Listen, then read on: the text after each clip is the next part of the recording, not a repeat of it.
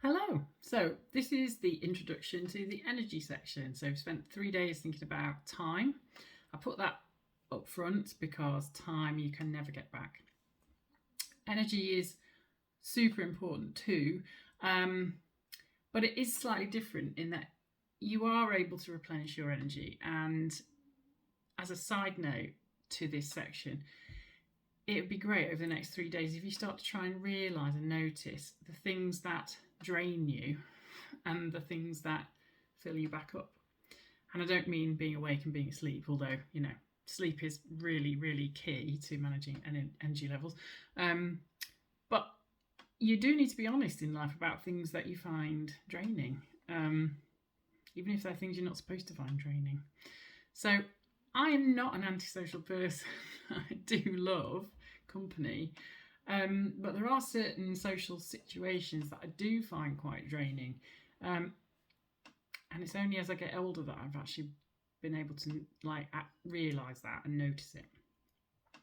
So I am careful with invitations that I accept. Anyway, so energy. Let's have a think about it. So again, taken from his book Essentialism, Greg McKeown, who I keep mentioning. Just so you know, I haven't invented all these ideas. If you're in Podia, you'll be able to see the diagram that I'm talking about, but he talks about making a millimetre of progress in a million directions, and the diagram shows that your energy is in the centre, and then there's a millimetre radiating out, not very far from, in terms of what you've managed to achieve with that energy when you're throwing it out in lots of different directions. And then if you add the same amount of energy in and allow it to flow all in one direction, then you get a big measurable progress. So with that in mind, the next 3 days are going to be thinking about your to-do list, being a bit try and zoom out and see it for what it is. Try to be less invested in your list, in what you've always done and the things that you feel you should do, and try to be a bit more objective about it.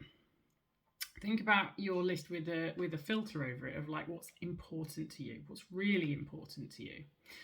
And then if you try looking at your list and thinking, okay, which things on here are actually vital, which ones may be trivial, what really needs doing, what really matters.